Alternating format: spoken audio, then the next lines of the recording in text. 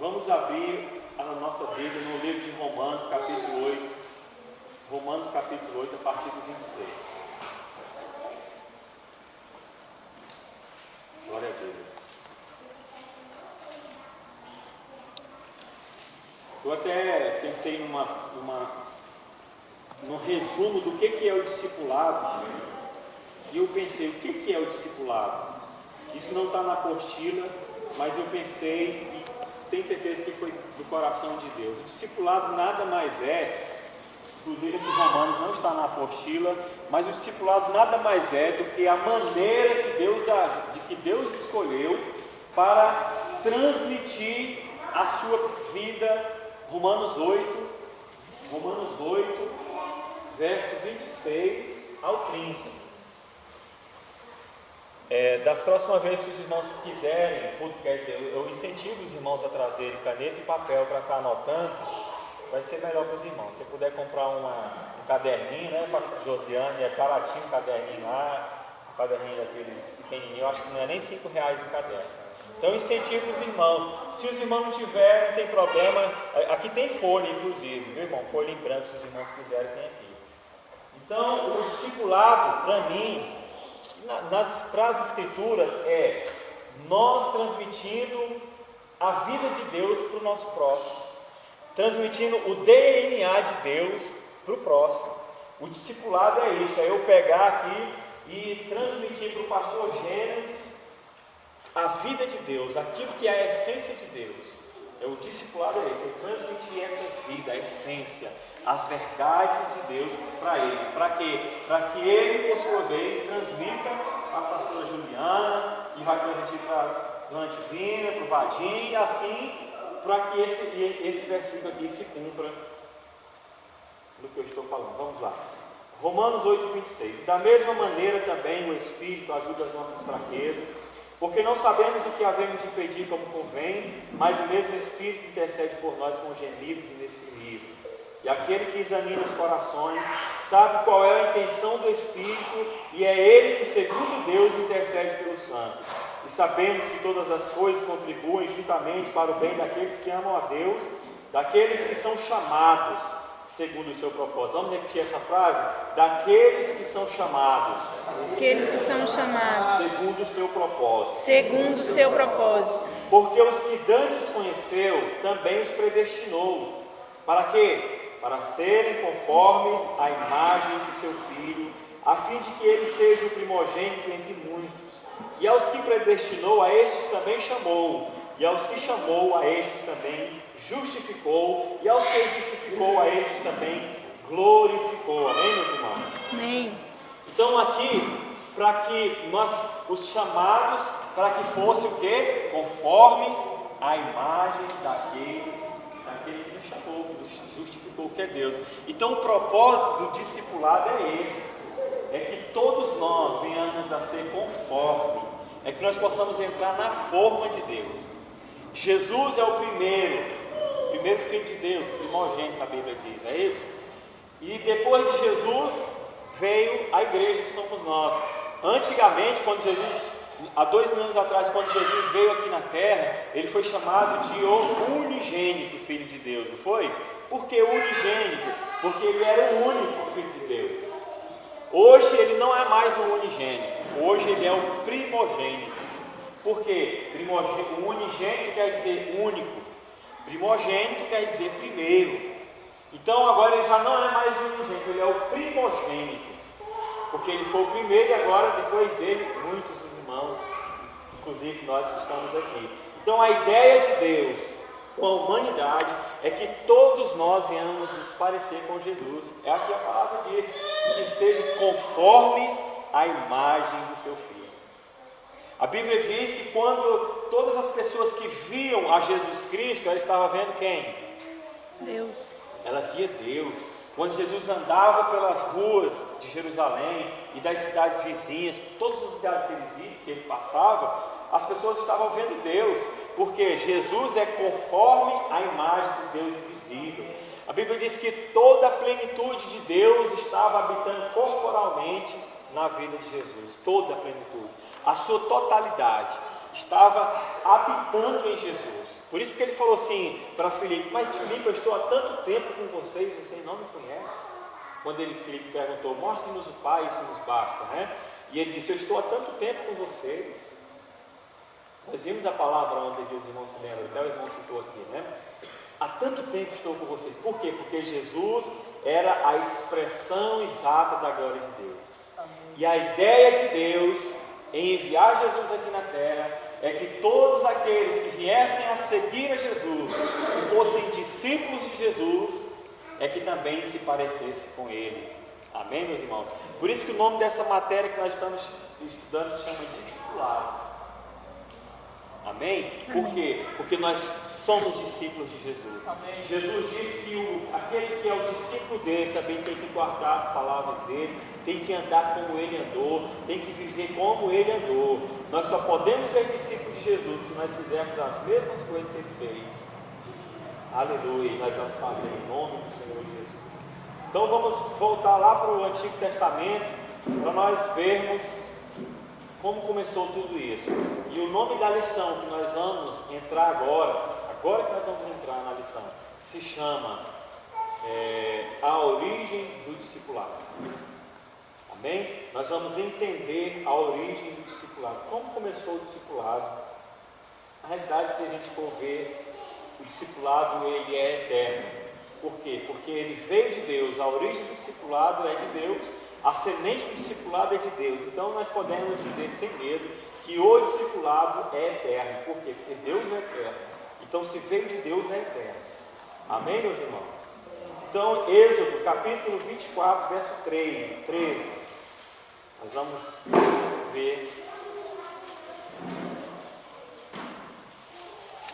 Vamos ver um dos primeiros grupos de discipulado que existiu. Nós já falamos aqui uma época, algumas semanas atrás, no dia de domingo, que o sogro de Moisés, Jetro, deu uma ideia para eles, irmãos, lembram, né? Separa grupos de 100, grupos de 50, grupos de 1000, grupos de 10, e coloca líderes sobre eles, né? Para que você não se afadigue, para que você não morra e também a multidão não morra com você. Então quer dizer que já existia um discipulado naquela época. E aqui nós vamos ver um discipulado específico, que é o discipulado entre Moisés e Josué. Capítulo 24 de Êxodo, verso 13. E levantou-se Moisés com Josué, seu servidor, e subiu Moisés ao monte de Deus. A gente está falando servidor também ou o quê? Servidor. Naquela época, todos os profetas, os homens de Deus, eles tinham um servidor, que era um discípulo. Em algumas traduções se fala o moço de Moisés, né? Nesse caso, o moço de Moisés. Então aqui nós vemos, começando aqui a questão da história de Moisés e Josué. Deus trouxe umas ordenanças para Moisés para que ele pudesse subir ao monte. E ali, a Bíblia diz, verso 13, levantou-se Moisés com Josué, seu servidor, e subiu ao monte. Discipulado, ele fala de intimidade também. O discipulado, ele é uma comunhão. O discipulado é andar junto, é pensar os mesmos pensamentos. Discipulado é estar o tempo todo, um colado no outro, um aprendendo com o outro. No caso aqui, Moisés e Josué, Josué não largava o pé de Moisés. Nós vamos ver lá na frente. Ainda em Êxodo, capítulo 33, passa algumas páginas aí. Capítulo 33, o verso 11. E falava o Senhor a Moisés face a face. Olha só o discipulado de Moisés, esse não era fraco, não. Deus discipulando Moisés. E falava o Senhor a Moisés face a face, como qualquer fala com seu amigo. Depois tornava-se ao arraial, mas o seu servidor, o jovem Josué, filho de Nun, nunca se apartava de sua tenda. Irmãos, discipulado é isso. Jesus, nós vamos ver mais na frente que ele pegou 12 para ele, 12 discípulos mais chegados, né? Ele tinha muito mais do que isso. A Bíblia diz que as multidões o comprimiam, então ele começou a entender que era necessário ele chamar um grupo mais para próximo, porque era impossível, humanamente falando, Jesus discipular uma multidão. É por isso que é importante o discipulado com menos pessoas. Aqui na igreja no domingo a gente discipula 10 mil de uma vez. Amém. Amém, irmão? Vai chegar o momento que nós vamos discipular 50 mil de uma vez. Amém. 100 mil de uma só vez. E é impossível a gente ter um discipulado produtivo, um discipulado onde que realmente nós vamos transmitir a pessoa de Cristo nas pessoas. Então, por isso Jesus, sabendo disso, ele chamou 12 para estar com ele, né? E dentre esses 12, os irmãos percebem que dentre os 12, Jesus andava com quantos? Quem se lembra? 3. Com 3. Quem eram esses 3? Pedro, Tiago, João do barquinho.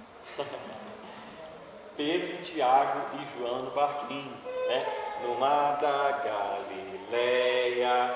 Então, desses 12, olha só, Jesus tinha uma multidão e de repente ele pega 12, mas dentre esses 12, 3 eram mais achegados de Jesus.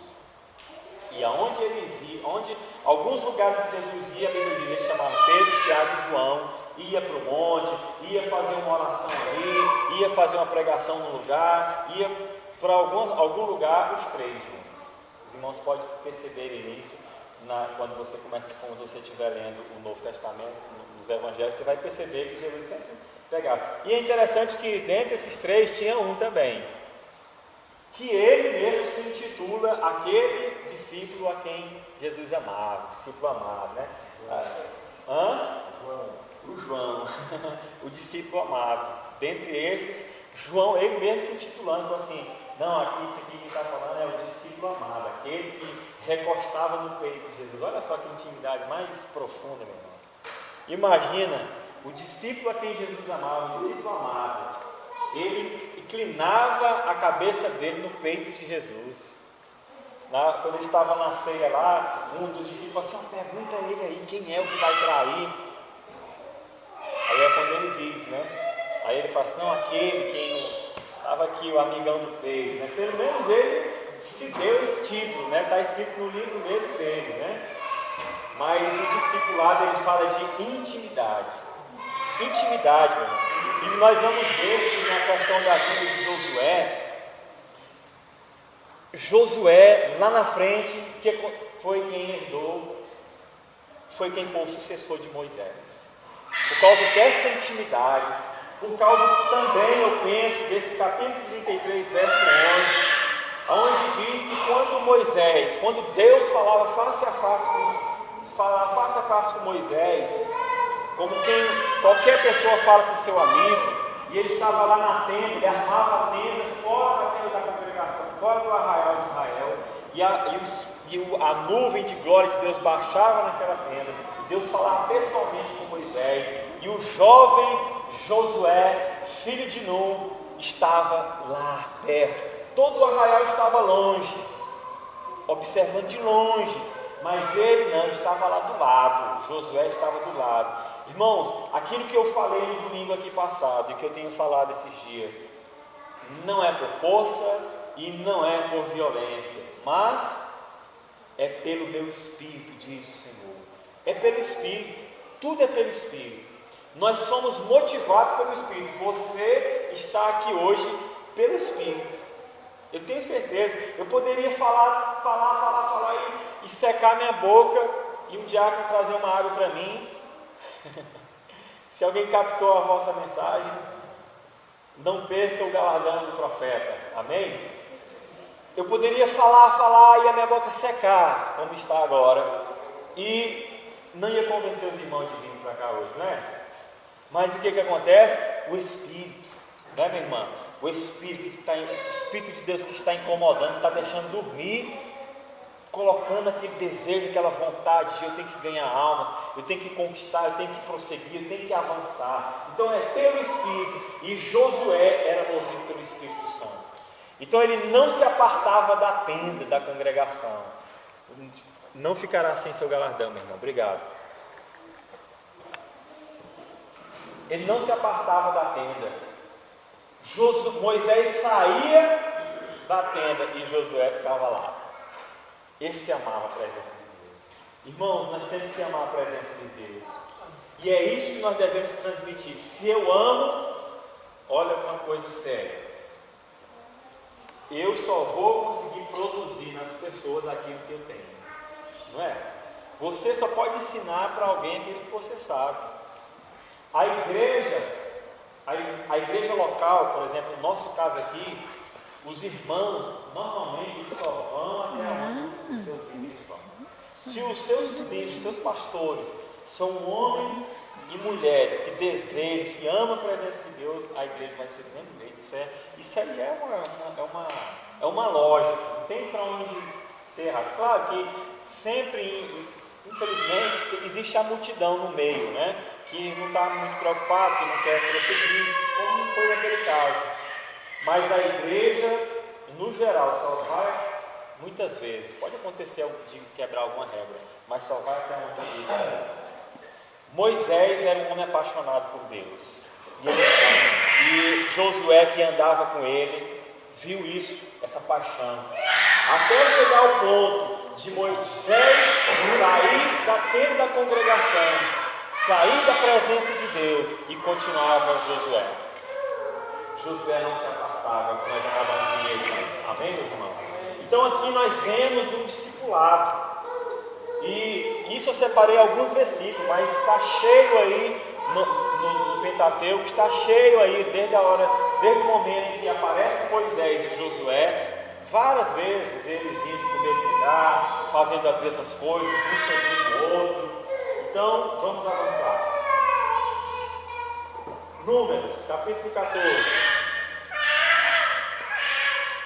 Números 14. Verso 6. Números 14, 6. Amém? Os irmãos acharam? Vou esperar os irmãos acharem. E Josué, filho de Nun, e Caleb, filho de Jefoné, os que espiaram a terra, rasgaram as suas vestes. Josué, filho de Nun, e Caleb, filho de Jefoné, rasgaram as suas vestes. O que é isso? Aqui nós vemos, nós podemos entender o seguinte: Moisés, quando eles rodearam o deserto, né? Naquela época que eles saíram do Egito, eles rodearam o deserto, Deus prometeu uma terra que manava leite e mel. Então Moisés separou 12 homens, nesse dia aqui, 12 homens, e deu a seguinte ordem: vocês vão entrar na terra, que Deus está dizendo que essa é a terra, e vocês vão espiar a terra. E aí vocês vão passar um tempo lá, quando vocês voltarem, nós queremos saber se realmente essa é a terra que Deus está nos entregando nas mãos. E a Bíblia diz que 12 homens foram, dentre eles Josué e Caleb. E foram. Passaram 40 dias na terra espiando, né? E quando voltaram, ficaram maravilhados. Os irmãos conhecem a história, né? Maravilhados, porque a terra era muito boa. Um cacho de uva lá, 2 homens tinham que carregar, de tão grande que eram as uvas. Aí eles viam as coisas lá como que era, e eles falaram: realmente a terra que manda leite e mel, essa é a terra. E começou aquele alvoroço, o povo se alegrou, mas de repente 10 deles falaram assim: mas só que tem um detalhe, nós somos como gafanhoto na vista deles. Lá tem gigantes, homens de guerra, homens ferozes. Nós não somos nada diante deles, somos igual o gafanhoto na frente deles. E começaram e tal, e foi nessa hora que Josué e Caleb pegaram suas vestes e rasgaram. Naquela época era um sinal tanto de humilhação como de desespero, né? Por que Josué e Caleb rasgaram suas vestes? Porque eles sabiam que aquela era a terra que Deus tinha prometido. Aquela era a terra. Josué e Caleb estavam sempre juntos também com Moisés. O Caleb também andava junto com ele. E Deus falava face a face com Moisés, e esses dois viam de perto. Já os outros 10 não viam. Não era muito chegado, pastor Gênesis. Eles não eram muito achegados. eles estavam lá no arraial, no meio do povo. Naquele dia aqui, ó, foi que eles escolheram esses aqui, ó. Eles falaram assim, não, vamos escolher aqui um de cada tribo, né? Os cabeças, os príncipes das tribos e tal, e vamos escolher e tal. Mas o Josué e o Caleb era quem estava